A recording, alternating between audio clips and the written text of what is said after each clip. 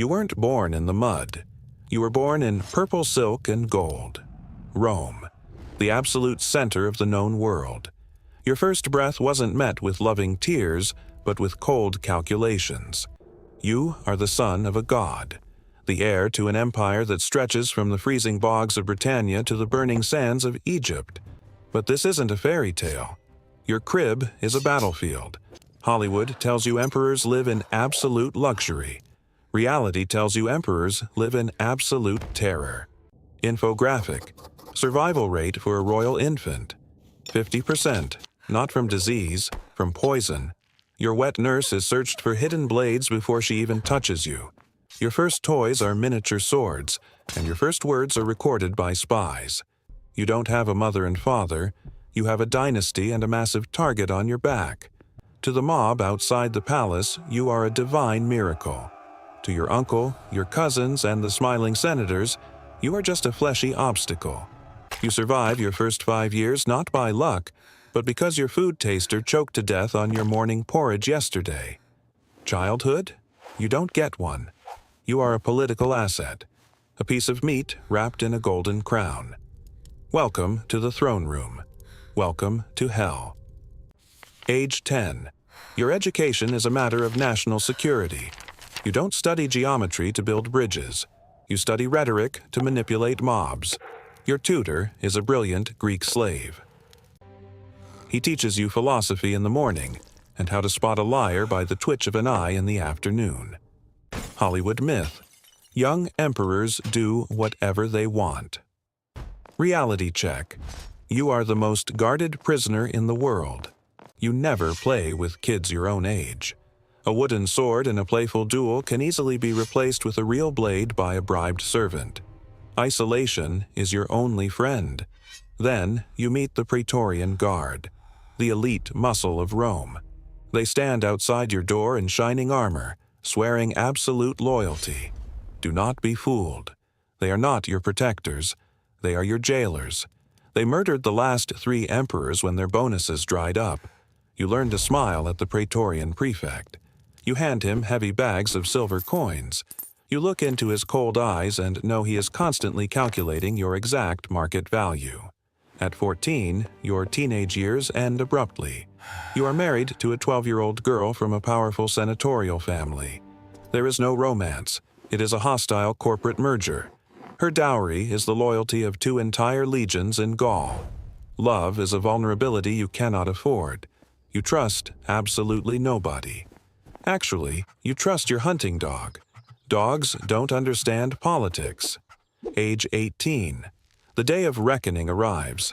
Your father, the emperor, doesn't die gloriously in battle.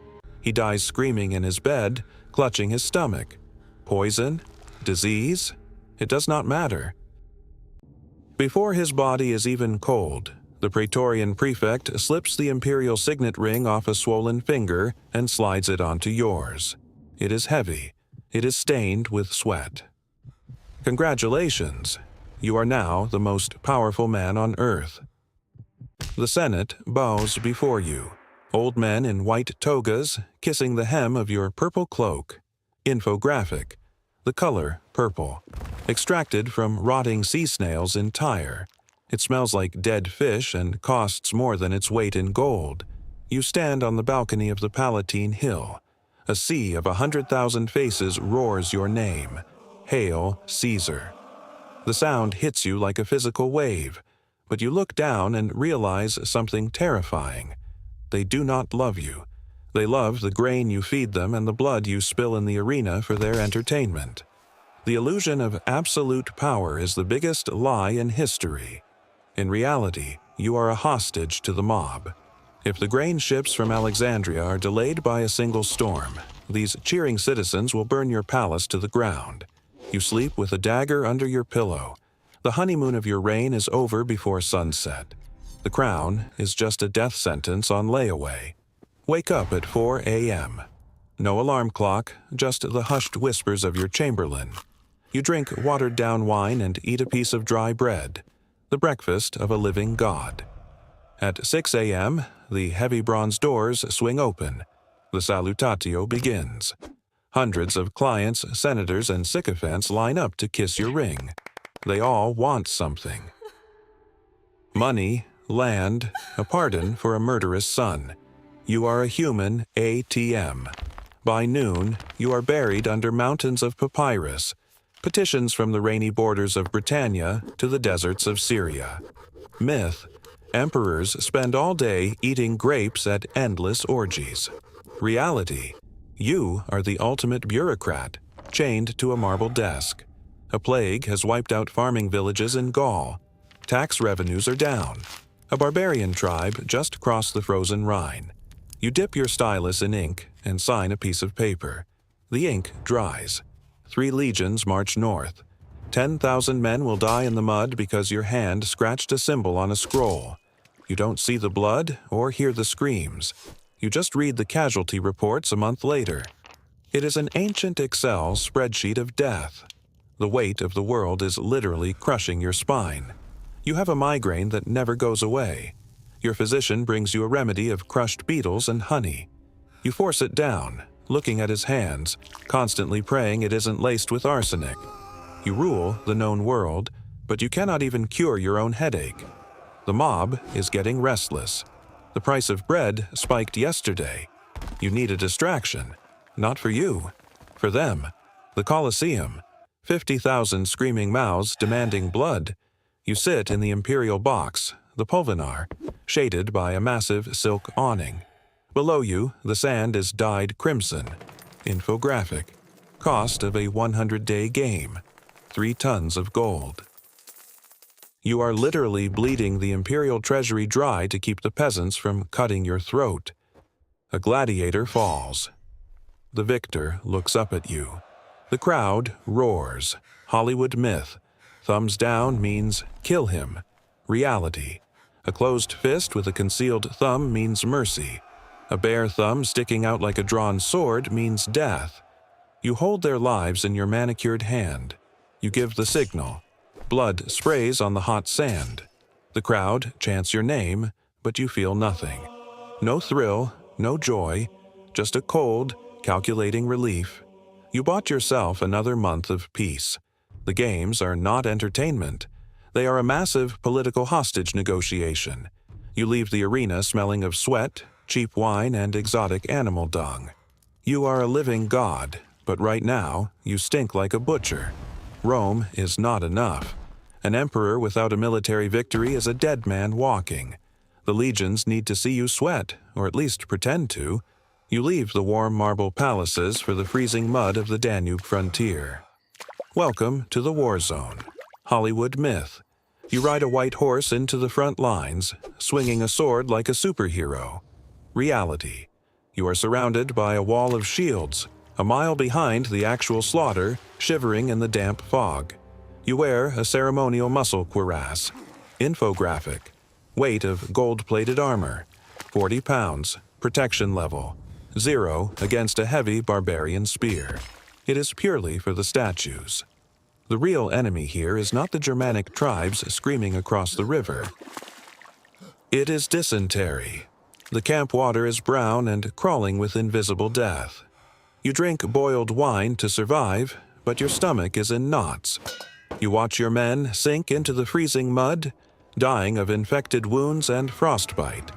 When the battle is finally won by your seasoned generals, you put on your polished helmet and ride out to claim the glory. You take the title Germanicus. You take the triumph. But deep down, you know the truth. You are a fraud in a golden shell. You didn't win this war. The poor bastard from the slums of Naples, who just bled to death in the snow, won it for you. You return to Rome a conquering hero. The triumph. The ultimate ego trip of the ancient world. You ride a golden chariot pulled by 4 white horses through the roaring streets. Millions of rose petals rain down on your armor. But look closer. Right behind you stands a slave, holding a heavy golden crown over your head, constantly whispering in your ear, "Memento mori." Remember, you are mortal. Hollywood myth. It's a philosophical reminder to stay humble. Reality. It's a literal warning that you can be butchered tomorrow. Infographic. Cost of a triumph. the modern equivalent of building a nuclear aircraft carrier. You just bankrupted the state treasury to buy temporary applause. That night, the Senate throws a lavish banquet in your honor. You sit at a table groaning with roasted flamingo tongues and wine older than you are. But you don't eat a single bite. You watch. Every smiling senator is a potential assassin. You see the subtle glances, the whispers behind golden goblets. Your ambitious cousin didn't show up. Is he actually sick? Or is he bribing the Praetorian Guard right now? You force a loud laugh at a terrible joke, but under the silk toga, you are sweating cold. Paranoia is your new best friend. You are a god in the streets, but a hunted animal in your own dining room. The golden cage is shrinking. You are 40 years old. By Roman standards, you are a walking fossil. But the deep wrinkles on your face are not from age. They are from sheer terror. The paranoia was justified. The plots are real now. You catch a kitchen slave slipping nightshade into your favorite honey wine. He breaks under brutal torture and names 3 powerful senators. One of them is your own brother-in-law. Hollywood myth. Emperors kill out of pure psychopathic madness. Reality. You kill because it is basic survival math. It is him or you. The treason trials begin. The Senate House smells like fear, sweat, and soiled togas. You sit on your carved ivory throne and watch your former friends get dragged away in heavy iron chains. You order executions with a tired flick of your wrist, but every death chips away another piece of your soul. You are completely alone. Your wife looks at you with cold, venomous hatred. Your teenage son is a stranger, quietly waiting for you to stop breathing so he can wear the purple cloak. You have executed 30 men this month alone. Infographic, cost of survival, your humanity, trust level, 0%. You wander the vast, empty halls of the Palatine Palace at night, jumping at flickering shadows. The cold marble echoes with the ghosts of the people you murdered to keep the crown.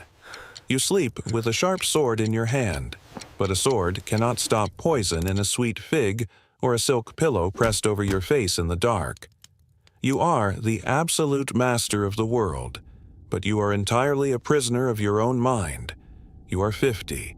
You rule 50 million people, but you cannot even walk to your own bathroom. Gout, the disease of kings. Your joints are swollen, red, and burning like hot coals. Hollywood myth. Emperors are athletic gods carved in marble. Reality, you are a bloated, rotting mess. Infographic. The Roman diet. Sapa, a thick, sweet syrup boiled in heavy lead pots.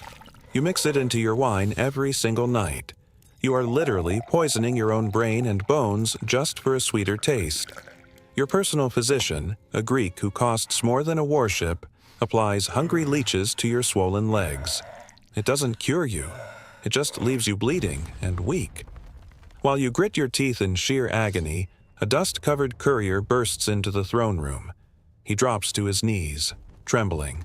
Disaster in the east. The Parthian cavalry just annihilated the 10th Legion in the desert. Worse, they took the Golden Eagle standard. A lost eagle is a political earthquake. If you show a single ounce of weakness right now, your generals in the provinces will declare themselves emperor by next Tuesday. You force yourself to stand up. The physical pain is blinding, but you must put on the heavy purple cloak, clench your jaw, and project absolute power. You are a dying man desperately pretending to be an immortal god.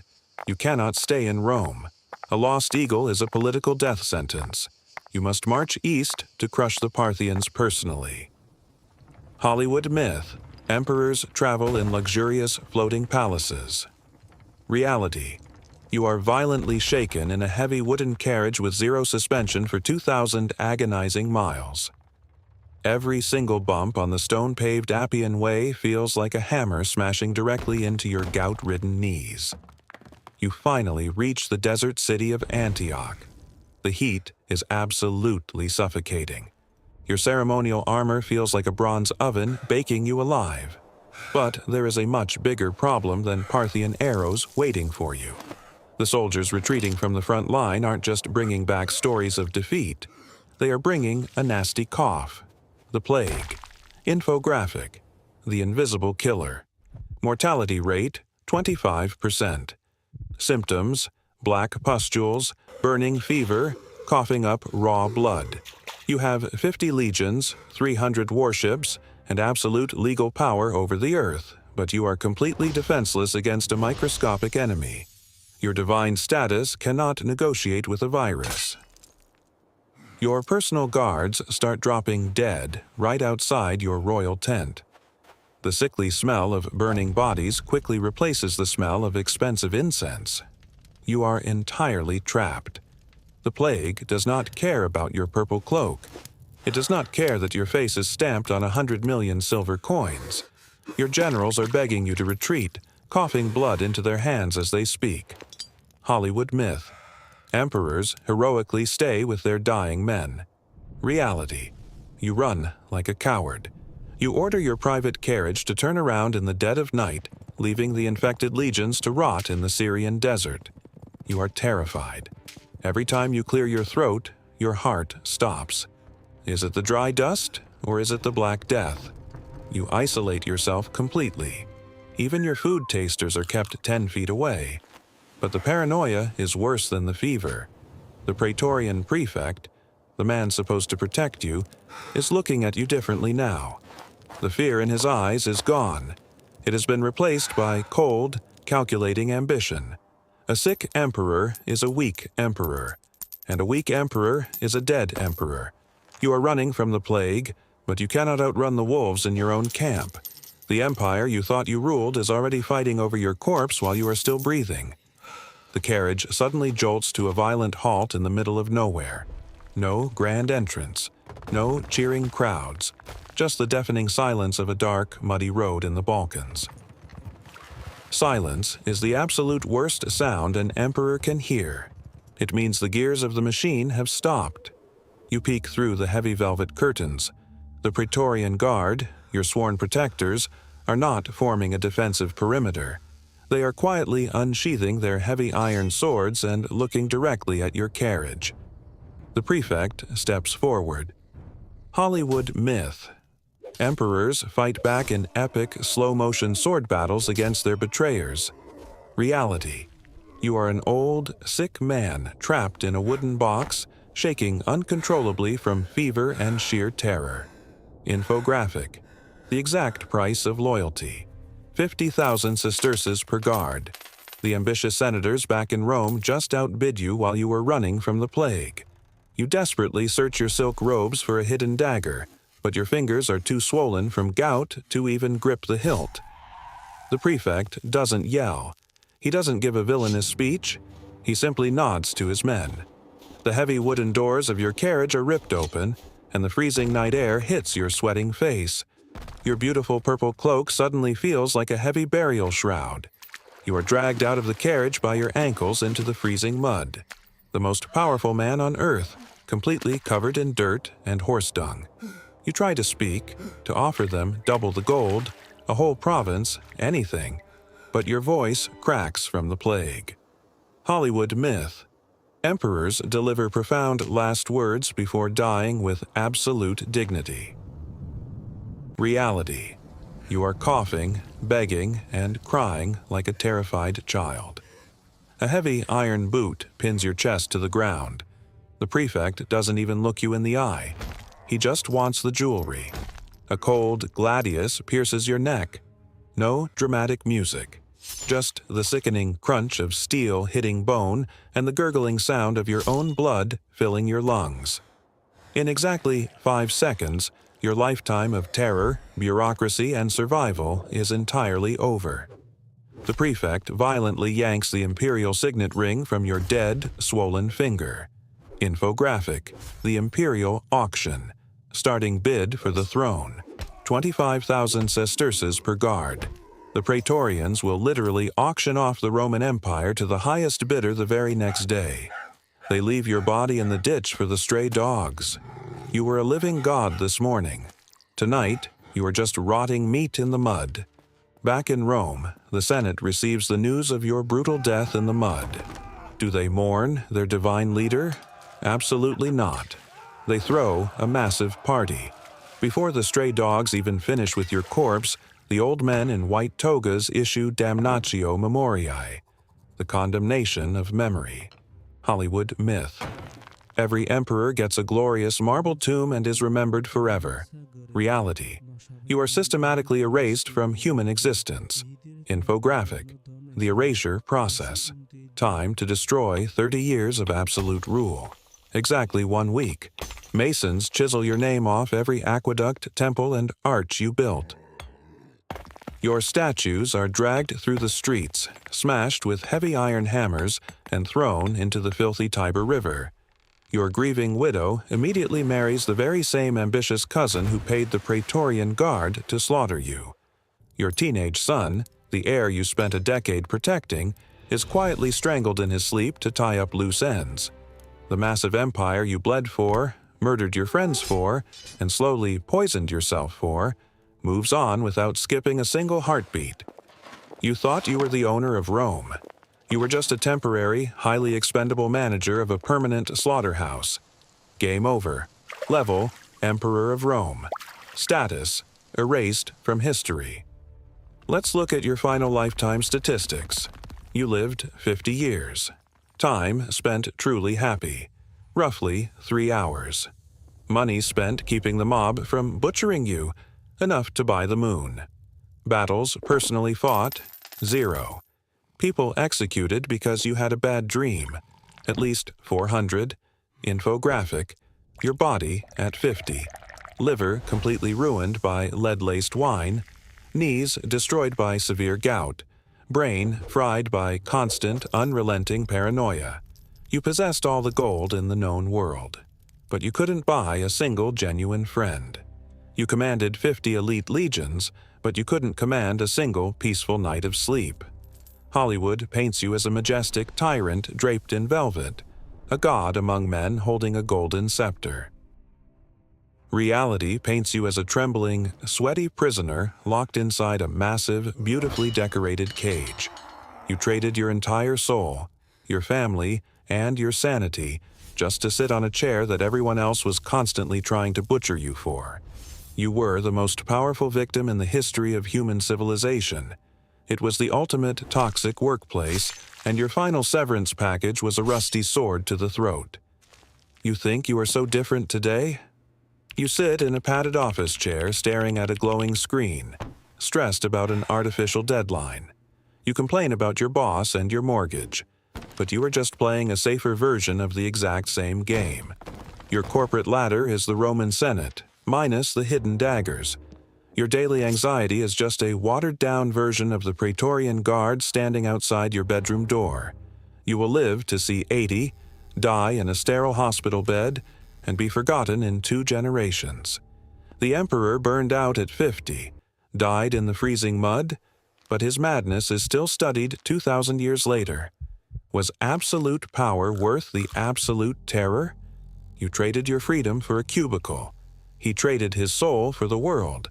The human obsession with status never changes, only the weapons do. So, whose brutal reality do you want to experience next? Option 1. The Plague Doctor, wearing a terrifying bird mask, bleeding infected patients while the Black Death swallows Europe. Option 2. The Aztec Jaguar Warrior, dragging screaming captives up a blood-stained pyramid to rip out their beating hearts. Option 3. The WW-1 Trench Soldier, surviving poison gas and giant rats in the mud of Verdun. Vote in the comments right now. Subscribe to the channel. Don't miss your next life. History is written in blood, and we show you every single drop.